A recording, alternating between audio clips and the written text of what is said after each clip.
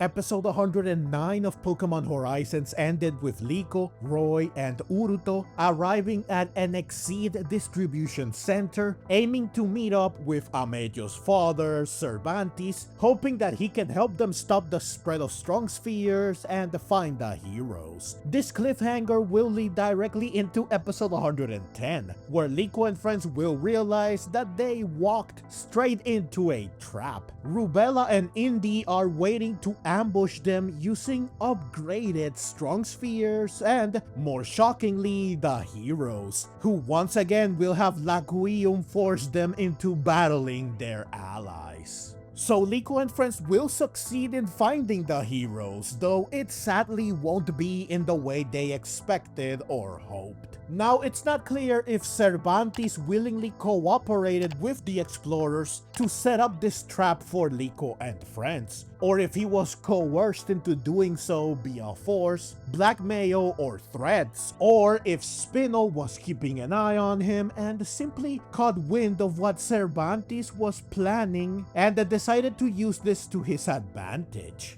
Given that Cervantes clearly no longer supports the explorers, I would say that the latter two are more likely. In any case, the result is the same. Like I mentioned earlier, Rubella and Indy will make use of a new model of Strong Sphere, which, according to the preview, Roy will dub Super Strong Sphere. Very creative for sure. We obviously currently have no idea what this new version of Strong Sphere is capable of, but we can of course speculate. I'm willing to bet that one of the advantages it has over the older variant is that it makes Pokemon even stronger. The small cannon or nozzle this new model has does add credence to this, since it might allow for the Laquium to be dispensed at a higher level of concentration and pressure. Other than this, perhaps the new version addresses one or both of the issues the old version has, namely the fact that Pokemon boosted by it battle purely on instinct, which makes them easy to manipulate, and that it has some awful after effects, such as leaving Pokemon utterly exhausted and drained.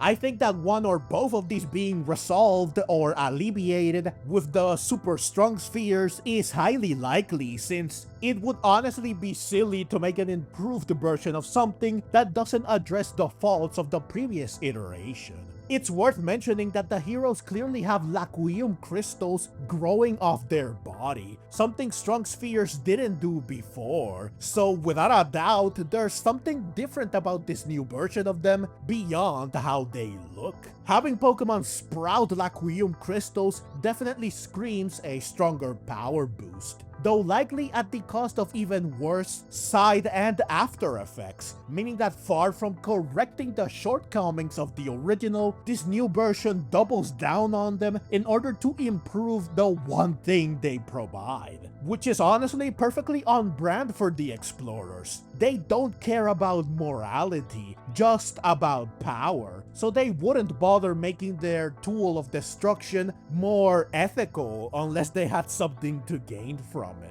Regardless of what makes the super strong spheres better or worse than their predecessors, it's clear that Liko and friends are in for a very tough battle. The heroes are strong enough on their own. 5 of them at once, boosted by Laquium, is just insanity, and Rayquaza is not here this time to deal with them. Do Liko and friends even stand a chance? Well, they do have Pagogo on their side, who is a legendary Pokemon that in its stellar form is stronger than most of the heroes. Plus, it's also the perfect answer to Laquium Affliction. It will definitely be crucial in this battle. Moreover, while the preview shows that only Pagogo, Meowscarada, Cap, Crocalor, Sableye, and Hattrem will battle, Kilowattrel, Lucario, and Dragonite are all available to come in as backup, giving Liko and friends an advantage in terms of numbers. Throw in Terrasto and Mega Evolution, and it's safe to say that Liko and friends do have a shot at winning. However, if Rubella and Indy and Coral and Sidian, who were on their way to this distribution center in the previous episode and do appear in the preview, all join the battle as well, then the scales will tip against Liko and friends. Conversely, if Dot, who was also on her way to the distribution center in the previous episode, but had to stay behind to find Tinkatoff, and did set off to meet up with Liko and the others after finding her, arrives with her newly evolved Tinkaton, the odds will favor Liko and friends a little more, especially since the preview shows that on her way to the distribution center, Dot will run into Hamber, who will accompany her, presumably because he knows about the trap and wants to help Liko and friends. He would definitely tip the scales, maybe not fully in favor of Liko and friends, but both sides will certainly be more evenly matched. However, the preview shows that Chelsea will intercept Dot and Hamber, likely to prevent them from interfering. Though she will probably only be able to stall them because I doubt that she will pose much of a challenge to Hamber, who not only trained her, meaning he likely knows how she battles, but he is also presumably stronger than her, and his Dusk Noir has the type advantage over Medicham and is also immune to fighting. He should be able to deal with her no problem, especially with Dot helping him, allowing them to reach the distribution center to provide backup to Liko and friends, easing their burden but not removing it completely.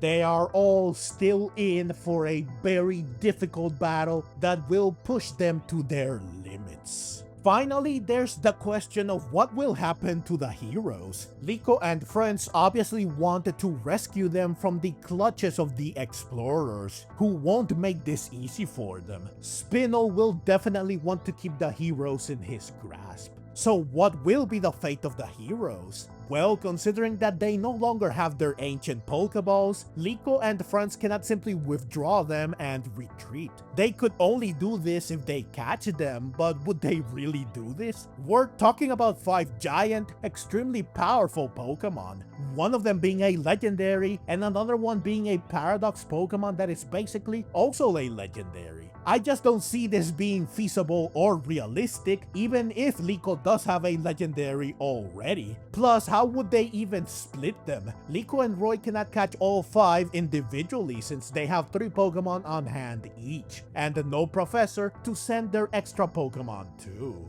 And if they don't catch them, meaning they cannot keep them inside Pokeballs, how will they even transport the heroes? No way they fit in the airship. And even if they put them on top of it, I doubt it would be able to fly with all that extra weight. Plus, Liko and friends obviously cannot carry the heroes. So what I think will happen is that either Liko and friends will fail to rescue the heroes, meaning the explorers will get to keep them, or they will succeed but the heroes won't go with them. Instead, they will find somewhere where they can hide to rest and recover until the time comes when they are needed, aka the final battle. So basically the same situation as Rayquaza. Seeing as we are likely nowhere near said final battle, I wouldn't be surprised if the heroes get taken away again, forcing Liko and friends to find them and aim to rescue them again.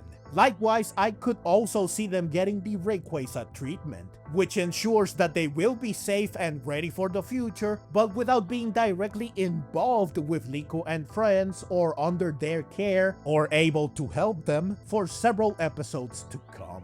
Also, speaking of Rayquaza, I wouldn't be surprised if it somehow realizes what's happening and it arrives to once again deal with its rampaging comrades, saving Liko and friends in the process. At which point, it can go back into hiding alongside the other heroes so they are all together for when they are needed. Of course, we won't know for sure what happens until the episode airs on September 12, but by all accounts, this should be a thrilling and exciting episode, which is why I cannot wait to watch it when it airs. Once it does, I will of course review it, so please stay tuned for that. Also, please do let me know your thoughts. Will Liko and friends be able to defeat the heroes, and what will happen to the heroes once the battle is over? If you enjoyed this video and want to see more like it, feel free to click the links on screen. And if you'd like to support the channel and help me keep making content like this, you can find all the ways to do so in the description and in the pinned comment. Whether it's through a small donation or just watching and sharing, every bit of support means the world to me. Thank you so very much for watching, and let's meet again in the next video.